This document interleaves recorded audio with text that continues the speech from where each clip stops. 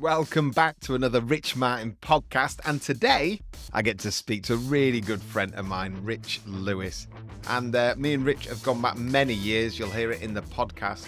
And really and truly, you might not know his name. You might not have even ever heard of him. And that is part and parcel of what I'm trying to do with podcasting, really, is to try to get conversations that maybe you wouldn't necessarily be privy to, but that could give you great building tools for the churches and communities that you're helping to build. And so when I knew I was going to be doing a whole load more podcasts, I thought, who could I get? And Rich Lewis was definitely on it for a number of reasons. He really understands church building around Europe, and you'll hear from his story. He's been involved in a lot, and he is really comfortable in what he's trying to build. And what I'd love to be able to do is to share that with you. And so we talk about all sorts, transition, and what that looks like. We talk about how he's building church in a very, very secular nation, Sweden, and what that looks like. Hey, if you're a church builder anywhere in the world, particularly if you're in Europe, hopefully this is going to bless and encourage you. So why don't we jump straight into my conversation with Richard Lewis. Well, I am here with a good friend, Rich Lewis. The two Riches in a room, which is amazing. I know. I've just thought that now. And Rich has been a really good friend for many years. He comes from an amazing city, or was working in an amazing city when I met him, called Birmingham, United Kingdom, which is the city I was born in, Rich. I don't know if I've ever told you that, but I was born in. No, I didn't know that. Yeah, so I've got Brummie roots and born in Birmingham Hospital and lived there for a couple of years. But Rich and his wife, Hannah, they are pastors in Sweden now, and we want to tuck into this journey. Rich does not have a Swedish accent, although you might have picked it up like Joey Barton, who played for a football club in France, and he did a French interview once with a French accent with English. Okay. So maybe you can just put a Swedish accent on the whole way through, but you're very much English, and your wife, Hannah, is Swedish, and you've got 4 amazing kids. And so I just wanted to jump on and chat to you all about church building, specifically in the context you're in. And so massive thanks for being with us, Rich. Oh, my pleasure. Let's do it. Let's go. Yeah. Give everyone, I know a bit about your story, but obviously most people listening are not going to have a clue. You're not like an Instagram famous name. I'm sorry to say that, Rich, but I know, shame. Such a disappointment. Yeah. But it would be really good. Just give listeners a kind of overview of your journey of how you've ended up in Sweden, pastoring a church, which is called Church of Hope, and it's in a place called Umeå. Is that right? Umeå? Umeå, yeah. So the A at the end is O, right up north in Sweden. Yeah. So tell us a bit. 10 hours drive from Stockholm. Right. Because Sweden is ginormous, is what I've realized. Yeah. Yeah. So the journey, actually getting to Sweden, starts in a tiny uber charismatic church in Watford, where I kind of really dedicated my life to Jesus, I guess. And why it starts there is there was a lady who had a grandson in a big Swedish church in Uppsala called Word of Life, where Ulf Beckman was the pastor.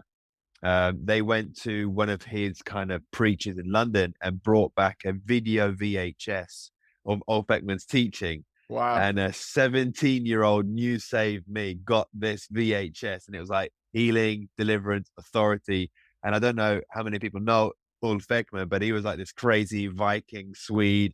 He screamed a lot, he preached a lot, he prophesied a lot. And I'd never heard anyone preach or teach like that, biblically based, with energy, and then the missions that they did. Anyway, cut a long story short, I thought already then that full-time ministry was something I wanted to pursue. So I moved to Sweden at 18 after my A-levels at the Bible school there. And then I joined an internship called New Generation, which is when we met, 15 years ago, whenever we met, around that time. I moved back to England after studying theology for a bit. And then in England, did New Generation for 4 years, which is a parachurch organization that worked with prayer and evangelism in schools. During that time, when I became the national leader there, my whole time was focused on raising money for a Christian charity. And I realized, I don't want to do this. I don't want to be a fundraiser for Christian ministry. I want to do pastoral ministry. So then I actually joined my local church, which was a complicated story, but Elim, that became Free Methodist, that was Renewal in Solihull, and worked there for a couple of years. And there was a failed transition there that you know a lot about, between a good friend of mine, John Andrews, and Dave Carr, the pastor there. When that transition didn't work, we were going to plant a church with Ark in Reading. And then we were introduced to Ark through a pastor called Andrew McCourt, who now is in America, leading Bayside Church somewhere, I think there. Yeah. But he was in Ireland at the time. We'd got the approving, we were going to plant. And at the same time, my wife was heavily pregnant with our fourth. We've skipped over, but you must have met her in Sweden. Sorry, yes, met her in Sweden during New Generation internship. Okay, so you were in leadership position after a wife, were you? That's a whole different story, right? No. We met at 19 years old. Oh, there we go. There's no scandal to be had here. No. Okay. No, I am 10 days older, but I think that's that's allowed. Yeah, so we met, we got married in Sweden. We got married at 22, and then we moved together to build New Generation. Okay. Excuse me. Yeah. And then when we moved to England, we had 4 kids quite back to back. So when you're saying she was pregnant with the first child when you fourth child. When the transition at Renewal was just fell apart, and we were about to plant a church with Ark in Reading, which is my hometown. The day Brooke was born, Hannah's mum passed away. So she had cancer, was in remission, and then very quickly, within 24 hours, passed away the same day my youngest Brooke was born. Then Brooke got sepsis 2 weeks after and almost died. So we were in intensive care, grieving the loss of Hannah's mum, and I'm having to ring her dad and say, Brooke is in intensive care, we might lose her. So we were like, this is not a healthy time for us to plant a church. Grief, very close to death. And, I think, with just knowing how Hannah's journey had been post-pregnancy as well, we just were like, this is too vulnerable a period of time in our lives to plant a church. So we moved from Birmingham to Reading into my parents for 2 years with 4 kids, including a newborn, which is not recommended. But we were young, dumb, and wanted to build God's kingdom. In that time period, I went to meet Andrew Cherry, recommended by Dave Niblock, because he just planted a church. And I wanted to hear how we'd done it. I was still pursuing art, but we're just like, I'm probably going to get a job for a year or two, just settle down. And he said, Hillsong are going to plant in Reading. And then I was like, oh, crap. He said, you need to meet Chris Mickelson. Fast forward again, met Chris Mickelson. They were looking for someone to do comms and media. I was like, maybe this is just a good stopgap, and maybe we can see what happens. And I was in Hillsong, ended up being in Hillsong for over 8 years. I did around 2 roles, head of communications, which for about 2 years. And then the rest of my time, I was one of the pastoral team in Guildford, like the assistant pastor or whatever. And then I led Guildford right up until this summer when we moved to Sweden. The church we're in, just to summarize, is the church Hannah grew up in. So I preached here every year for like the last 10 years. And then the pastor here did our wedding. Hannah's family here, her dad's here, her brothers are here. So we've moved to the city she grew up in and the church she grew up in, with a long establishment of relationships here. And the pastor had been asking us to move here for about 10 years, on and off. And we were always, in all honesty, I was like, why the heck am I going to move to a small town in Sweden when I'm working for Hillsong in London? Sadly. But that was the way I honestly thought. Pandemic, like for a lot of people, shifted that. And we wanted a different type of lifestyle. We wanted to build church in a different way. Not that Hillsong was wrong. We just didn't fit that mold anymore, I think, was the way I definitely felt. And then we decided to move all 6 of us from a very great salaries, stability, healthy church, which it was, and then into a new beginning, which we've been here now since the summer. Wow. Wow.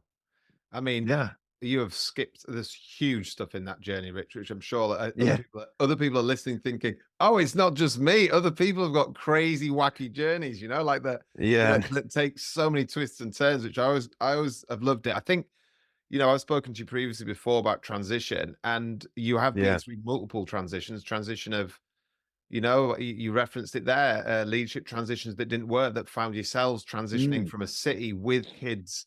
And it is yeah. unusual to have 4 kids in the ministry that you're doing and to raise that, then transition from Hillsong and transition of moving on. Also, for those that don't know, you were at Hillsong when the big famous Hillsong kind of implosion happened of Brian and Bobby stepping away or Oh, and yes, that yeah, whole thing, and so your yeah. transition was also in amongst major transition that was going on. You didn't transition from Hillsong during a season of absolute, thriving peacefulness in that church. God's good, No, hey, good things are happening now, and yeah. and so on. But it was all turmoil going on. I suppose my question is, what have you learned? You've got huge amounts to say on it, but what are your kind of takeaways from transition? You're basically an expert, is what I call. Oh, wow. Well, I think I think there is no black and white in transition.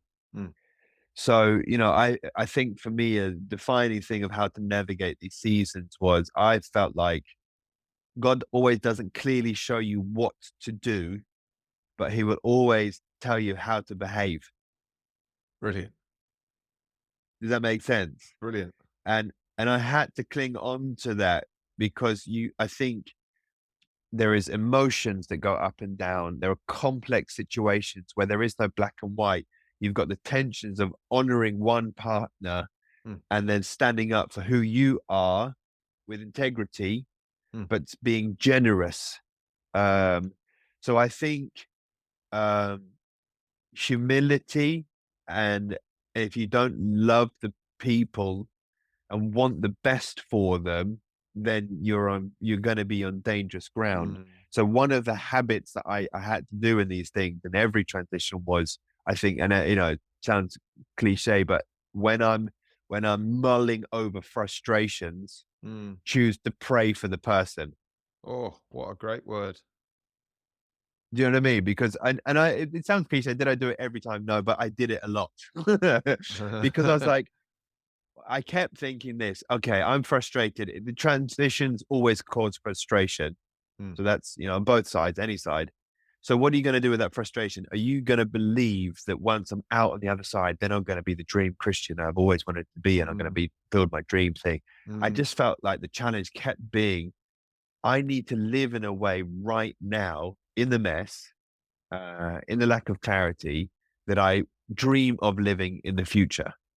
mm, And I think it takes away that when I get free from, when this mm, transition happens, then I'll be able to live the way I want to, mm, lead the way I want to. And I think as much as possible, you have to think, I want to lead with humility and love. And when there is frustration, pray and bless the people. I know that's a cliche answer. I think the other thing is mm. the advice I got was get ugly quick. Nice. And, and what I've tried to live that out where um, it's very different from, I've had very different roles. And the transition that we are doing currently, I am transitioning into the finalities of coming into the lead pastor Yeah. role. The other ones, I was much more, I watched transition happen around me Right. and had to make a decision based on the circumstances I did not control. Wow. And I think one of the things the first transition and renewal taught me was it doesn't always go how you think it's going to go. Yeah. I lost the naivety of thinking good things happen to good Christians. Yeah. These things are messy. And because they're messy, the biggest danger is unmet expectations. Yeah. So to try and communicate as much detail as possible Mm, where you have any say or control. A lot of the transitions, I had no control, no say whatsoever. mm, They made a decision, yeah. I reacted accordingly. Now I'm in a transition where I am directly involved, and so it's up to me to get as much information and clarity and push very uncomfortable conversations because time doesn't make it better. Mm, I have to I have to push uncomfortable questions because it's almost like you're too scared to ask because it's uncomfortable. yeah. But if you don't, then it went as much clarity as possible. I don't know if that's Oh, it's brilliant. helpful or not, but Oh, it's really helpful. Just as you're talking, I'm thinking I've done a couple of transitions, and one of the things that I've always tucked away when you're on the other side, when you're not in the driving seat like you are a little bit more yeah, now in the transition you're going through. I've always, like me and my wife have always said, like, God's given us a conviction and a revelation. It's wrong of us to think that that's going to be on the rest of the group. And so you start yeah, talking about some of your future. You start talking about, maybe moving on or what the transition could look like. Particularly moving on. I've moved on from a couple of places, and people look and going, I just don't get it. And rather than me having to try over explain, like over define, yeah, put all of it, it's like they're not going to get it because they don't have the revelation. And the people that have handled me the best are the ones. I've had a friend a couple of years ago when I moved on from Bradford went, Rich, gotta be honest, I do not get it, but I love you and I'll yeah, back you. And I was like, that's yeah, perfect. That's exactly it. Like we can still carry on. And so, yeah, it's amazing what you've yeah. done. But I think on that as well, the humility of knowing where you are in the organization is really important. So at Renewal in Solihull and at Hillsong, I was not invited to be involved in those transition talks because of my role. Yeah. And it's also not my role to change Hillsong Yeah. or another church. And I think I had to learn that really and go, actually, I have opinions about things, but they're just opinions. Yeah. I don't have a position. And to go, well, I might have a different opinion. I need to, opinions can also be values, and values are more deep seated than Yeah. opinions, I Yeah. think.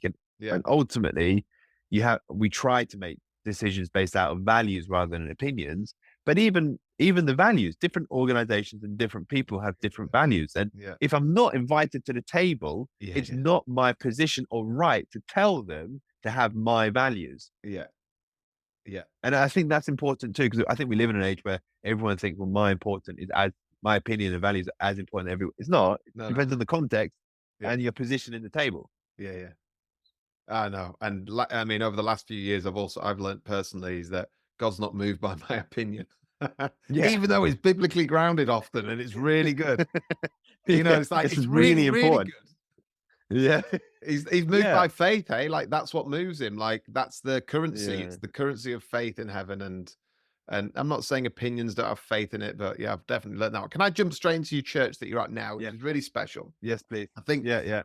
give us some context of the city, the town city that you're in. How big is it? What kind of dynamic is it? Yeah, so the town in Sweden, they have villages and cities. They don't have towns. So it's called a city in Swedish. But it is the north of Sweden. It's probably about 150,000 people, but 35,000 of those are students. Amazing. So one of the better universities in the country.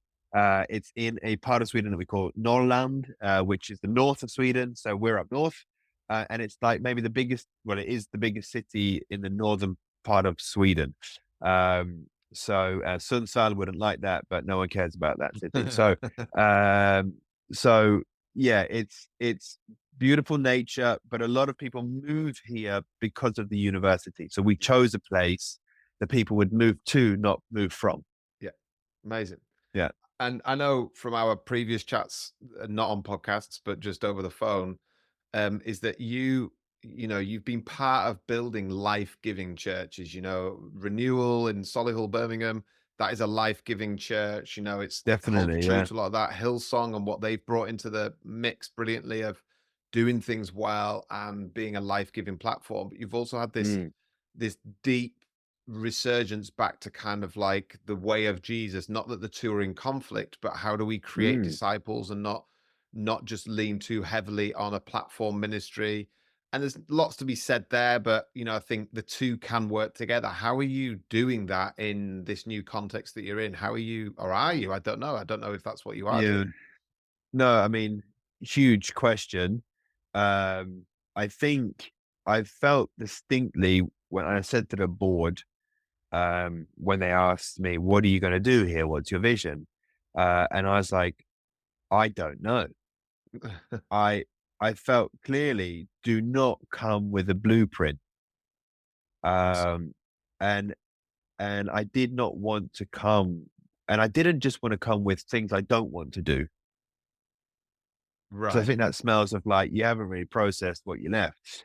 You right. know, I knew this. I didn't want to throw out the baby with the bathwater. Hillsong was a phenomenal learning experience, and I've taken so much from that.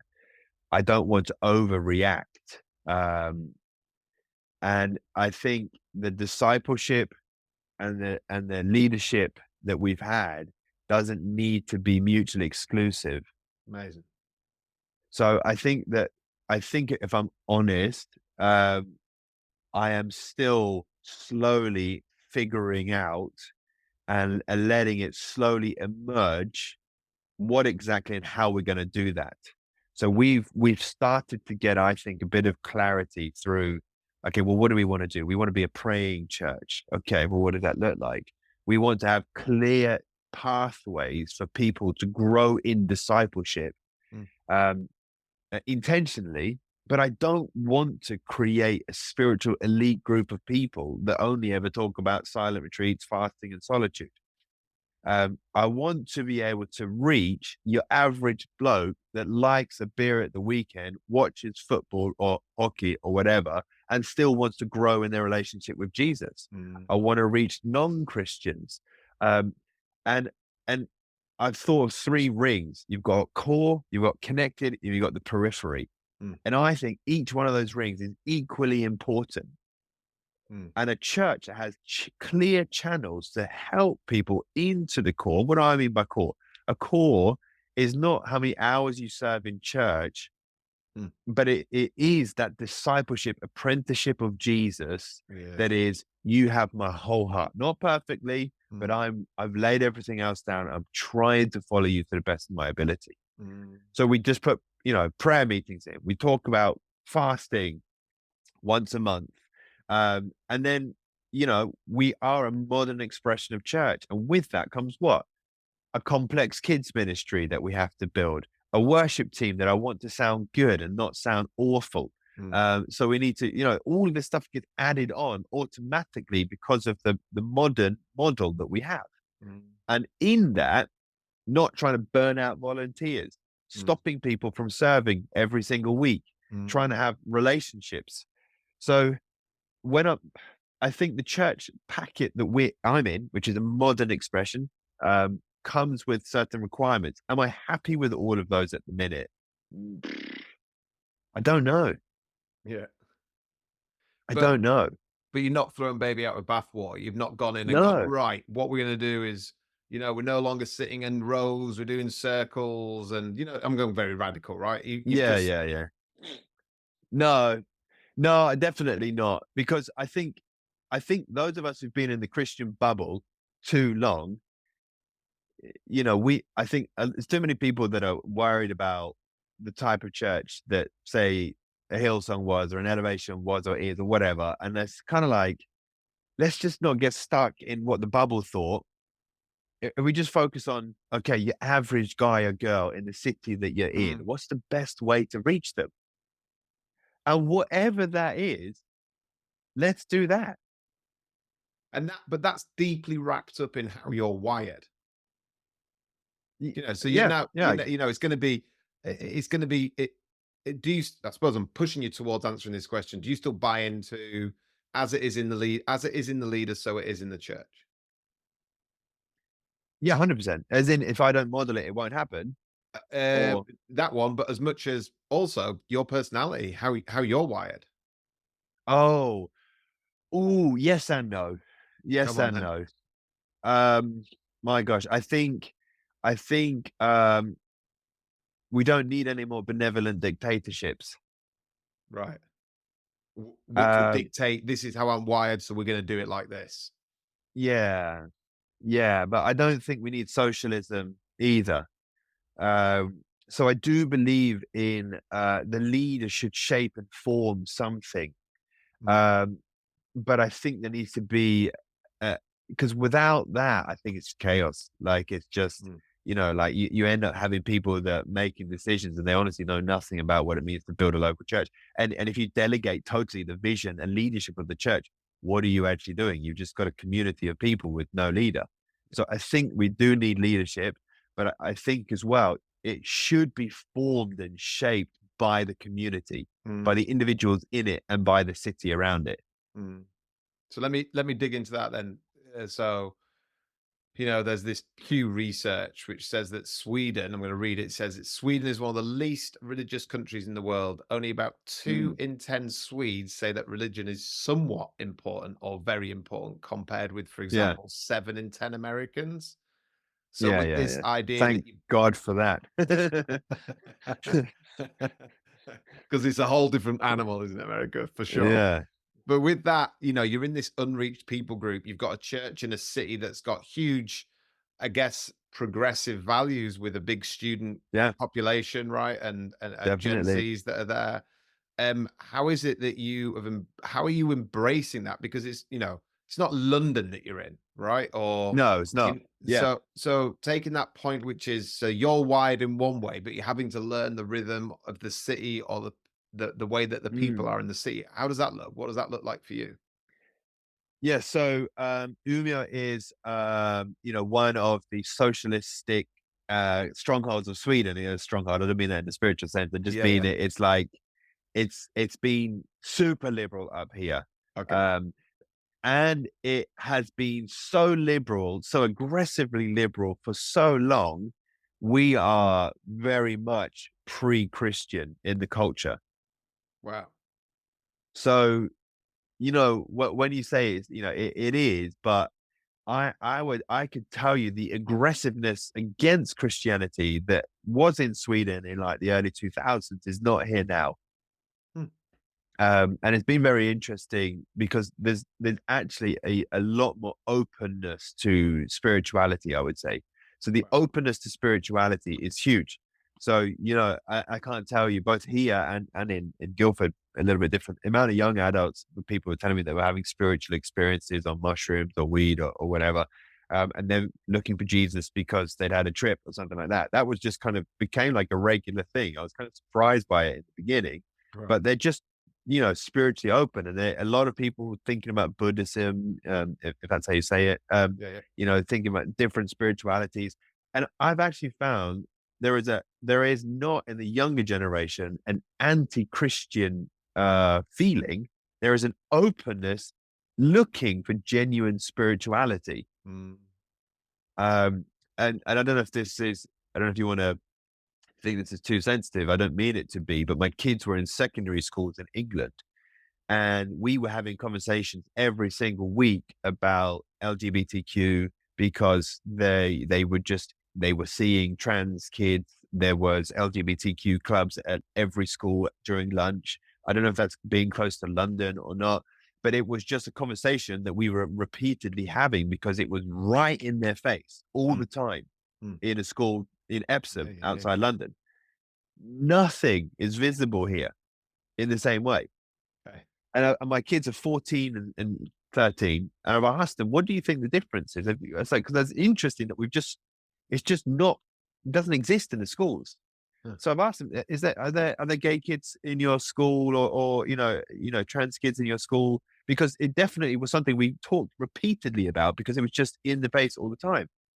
And they were like, I don't know. I don't, I don't think so. They're not at a Christian school. They're at a state school, and so what's interesting in Swedish is they pushed this agenda for 25 years, long, long, long, long before the UK started doing it. And now it almost feels like you do you, boo.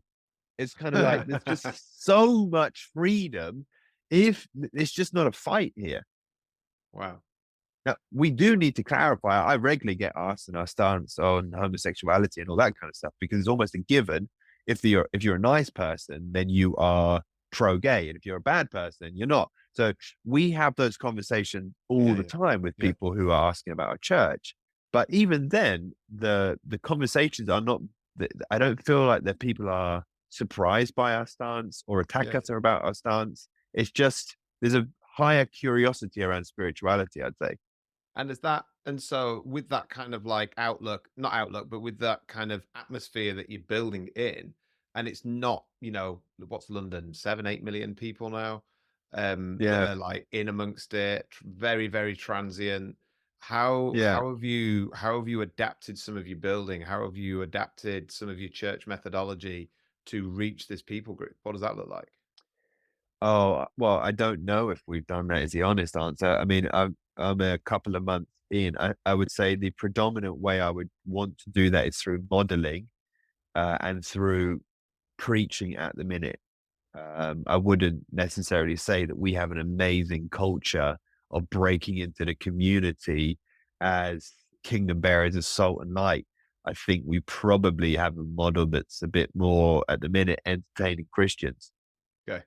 And you're that you want to If you want to shift that. Yeah, 100%. And I don't want to, and I don't know, honestly, we have these grand ambitions, right? But like I said, there's the periphery, there's the normal bloke, and then there's the core. And I think you're going to have all people in your church at the same time. And in some way, it's just celebration for some people to make it through church, Right. church service. Yeah, yeah. And you got to go, well done, mate. Yeah, Well yeah. done. And then there's other people. So you got to measure. I think as a pastor, I don't want to create an elite group of people where I bash other people around the head. If you're Mhm. dealing with a whole bunch of complex situations in your marriage, your life, your health, your Mm. mental health, and then all I'm interested in is an elite group of people, I just don't think that's how Jesus operated Mhm. either. So That takes do time I? to build. You know what I mean? That's gonna take Yeah. time to get that. You can't do that overnight, right? No, well, our one of our pillars at the minute is we want to help you with your lifelong journey with Jesus. Right. So we've really crafted those words Yeah. because I think it's your in Swedish it's livslång vandring, and vandring is more close to pilgrimage than it is journey or walk, if you know what I mean. Okay, nice. And I think what we want to do is we want to go, hey, we're a church that understands that life is long and it's going to go up and it's going to go down and you're going to have seasons. And we want to be a place, wherever season you're in, that we're helping you take your next step Amazing. because you're not always going to bear fruit. Sometimes you're going to have branches cut away. You're not always going to be happy and prosperous. You're going to suffer and you're going to grieve. And we want to help you in that season too. Amazing. Amazing. And so that's, I think, discipleship for me is not just about a course. I really want to zoom it out and go, I want you and I want us to think about your whole life. And any time you spend in our church, we want to contribute to a lifelong journey with Jesus. Wow. So that's, I think, how we're trying to frame it rather Yeah, yeah. than let's get another conference with a whole load of other people in it and take a Yeah. picture, Yeah, you yeah, know? yeah, yeah, yeah, yeah, yeah. It's so good, Rich, because you've got a really rich, deep history of going through various different things, and to be able to see you kind of just get into a seat, working out what that now looks like and how you can move it forward is really exciting. Talk to us. I'm always aware most of the people I reckon that listen or watch what I put out there are part of churches that aren't mega or big, that are in unknown, complicated towns, villages, cities around Europe Yeah, with names that are difficult to pronounce. yeah. But and don't have this kind of high flying church experience. It's often quite Mm, mundane. It's often quite lonely. I think it's too strong a word because I don't meet many lonely pastors. I meet people who's like, hey, like I've got to build with what's in front of me. yeah, yeah. How do you keep yourself, or how have you found keeping yourself fresh in what would be dictated as a small town mentality, or a smaller thinking than a New York, a Paris, a Milan, a London? How have you done that? Yeah, but I mean, small thinking is not the area. It's in here, Right. you know. So I I mean, I've worked in Hillsong. There was a staff of at one point, over 100. I don't know what they're at now, but a lot of people, and I had a staff team in Guildford.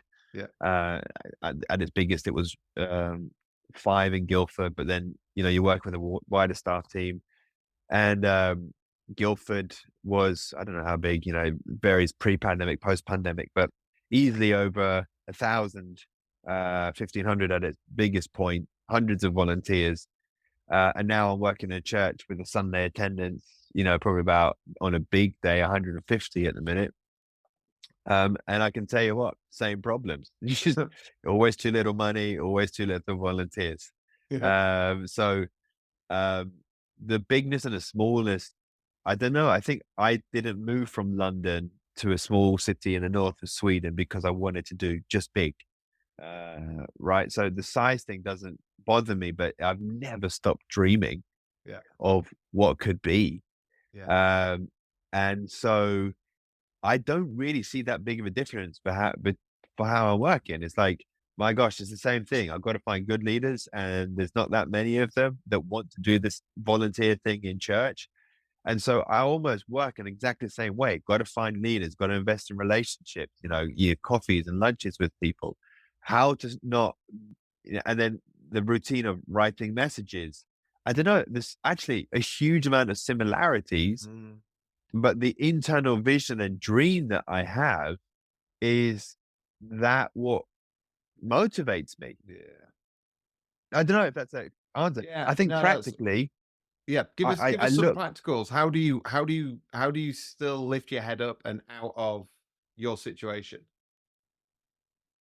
um, I think,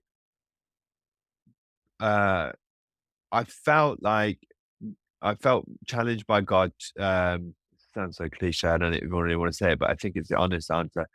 Um, to fast once a month, Awesome. to make, and it's not, that's probably, some people are like, you need to do more than that or whatever. But Is it Netflix? Is it Netflix, Rich? no, like a real food fast. Just 24 hours, and sometimes even less than 24 hours, from evening to evening, depending Yeah. on what activities and stuff. But to carve out time to seek God about what he wants to do. Now, we're praying every week. We've got Yeah. prayer meetings and a personal thing, but that's definitely one thing, because I'm like, I've walked away with some very inspirational big leaders, right, that I love and look up to. And as walked away from, I felt the conviction of the Holy Spirit that was like, stop looking to be told what to do by another leader. Mm. Wow. Get inspired, but don't look for affirmation. Yeah. You've got to lead out of the voice and the inside that you believe's God's voice. Awesome. So I think carving out time to do that regularly, systematically, is what I'm trying to do, because I've spent hours, like every other pastor.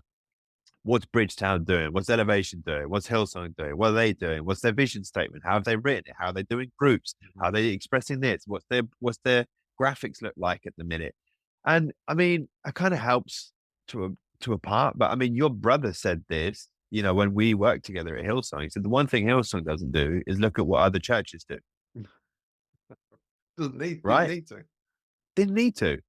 So there's a part of me which I felt like, great, look at what other people do. But honestly, with this, going back to this blueprint and not knowing, I don't look at a church now and say they're doing everything I want to do. I want to be like them. I think that's a bit sad, if I'm honest.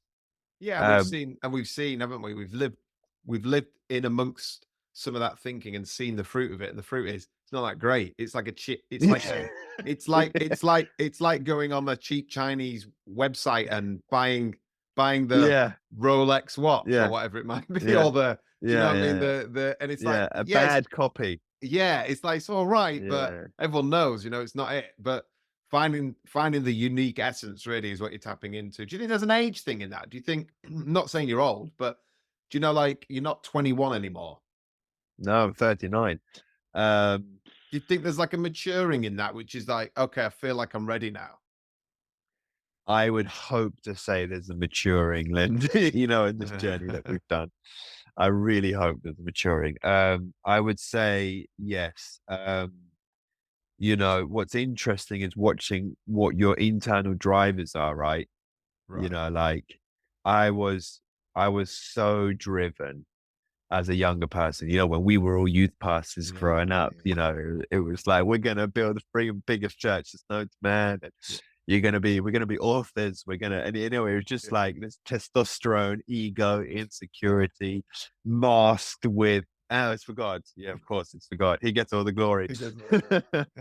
But there was sincerity in There it, and there was. was immaturity in it, and then God called us in it, and we're still in it, Yeah. but along the way you get stripped down. Right. um and I would say I don't want to lose my hunger. Yeah. I don't want to leave my passion to I want to build something that I'm proud of. Yeah. Great. I want it to be excellent. Yeah. Like still like Yeah. Chef's Table, that show on Netflix, like Right. the story of these Michelin star chefs that like there's a one in Sweden that really spoke to me particularly. He moved from Stockholm, the big city, into the middle of nowhere just because he wanted to create something beautiful Yeah. with local ingredients. And Ah. it's still like I want to create something stunning. Yeah. I don't want it to be average. Yeah. Yeah. Like I want it to be as beautiful, but I don't want to kill myself, my family, my marriage, or volunteers. I want it to glorify God. And I think I remember chatting with a mutual friend of mine, Dan Blythe, and I was saying, Dan, like I just feel like I don't care now if no one ever knows my name, if I never write a book that's a New York Times bestseller. It sounds even sad to say it. Yeah. I just want to live a great life and build the best church I can build. And that's And when you then, say that, that sounds so biblical. yeah. Do you know what I mean? I know, but the models that we've been part of, like, what attracted me to the beat. There's a part of it that you're like, Yeah. Yeah. oh my gosh, and in honesty, with like I said, they asked me to be here for 10 years and I couldn't even imagine it because I was like, ugh, small, unknown, Yeah. gross. Yeah. But Yeah. I think the church, we need more churches everywhere to be as good as they possibly can, and some will be famous. Great. That's always going to happen. And some leaders will be more influential. Great. But I don't know. I just want to do my bit where I am and make it as good as possible. And if that influences other people outside our church, Yeah. Yeah. cool.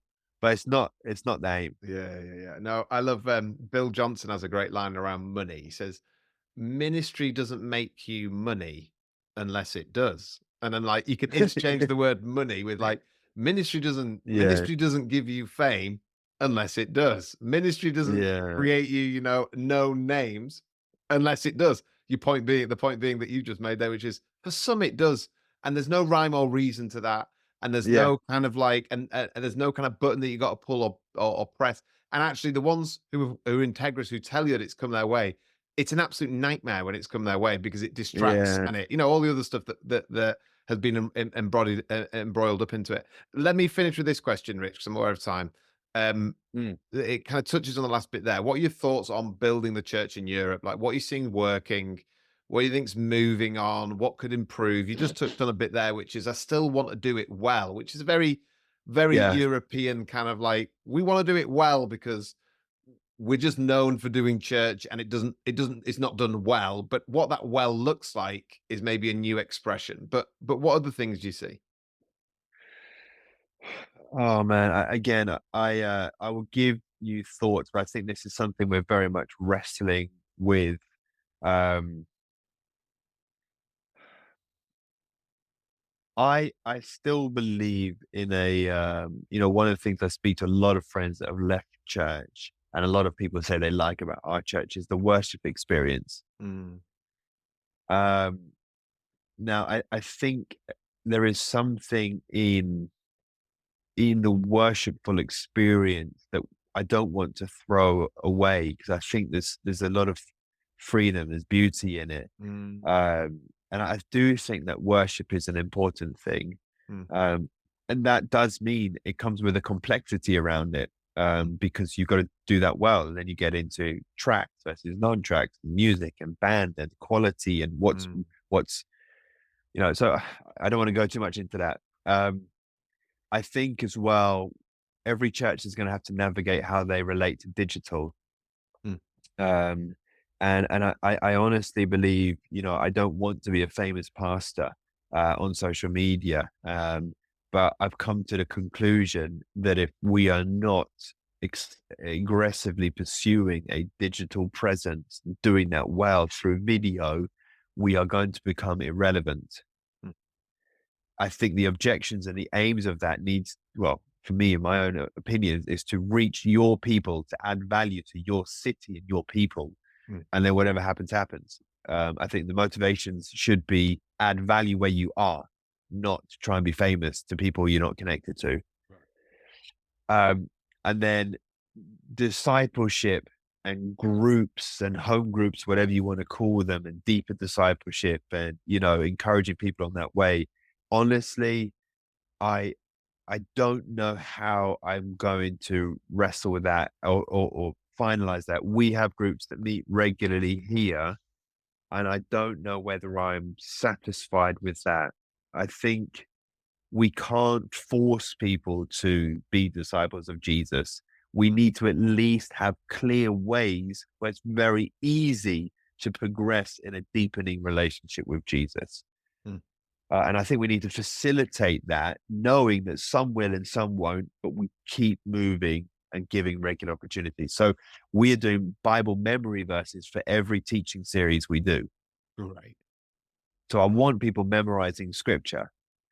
So we're just trying to sew in these simple things to say, hey, we're going to encourage you to memorize scripture. We're going to encourage you to get up early and pray. We're going to encourage you to fast. So I don't think there is a solution. I don't think there is a ministry or a program that is the solution. I think the Church of Jesus Christ is an organic group of people on a spiritual journey together. And the more we try and put a clean, this is the program, it might work in one church, it might not work here. So I think it's a wrestle, and it needs to be a dynamic, organic thing that changes over time. So unfortunately, I don't have crystal clear answers there. No, we're wrestling with it. No. But what I love is, I don't think in crystal clear answers. I always say to my wife when we're discussing things, I'm like, don't forget, Jules, like, I'm more about smells and atmospheres and, do you know what I mean? What's that cooking type feel rather than the exact science of it. And so I think what you just described, I think I'm really excited about it. I think there's a lot of great things that have tumbled out off the back of the pandemic and off the back of us realizing there isn't a cookie cutter model to do it. And God's raising up people like you and Hannah and a whole heap of others to build church. And what the richness of the European community, and I keep banging about Europe. If you're listening from America, we love you as well, but it is a very, very different place. The richness of our history and what's happened over the years is really special. And that's still well and truly in the communities that we're reaching, which is Christianity. It's not just dead and buried. It's well and truly alive, and it's still doing great work, and being able to breathe all over that is really good. So Rich, I'm really excited. How do people find out more about your world? You're on Instagram, but I don't, tell people a little bit. They want to connect in with you. You don't want to. No, I never post anything on church on Instagram. I made a decision not to do that. So if you like to watch me go running and skiing, go join Instagram. But our church, even that Church of Hope in Umeå, if you want to find that out. But on any socials, I'm just a normal private person on any social media. I don't really engage too much. Umeå is spelled Umea with a kind of funny. Yeah, even if you wrote just Umea, you'd get it up. Oh, great. So go check it. It's called Church of Hope, and you'll be able to see more there. Rich, huge thank you for being with us. No worries, man. Thank you very much.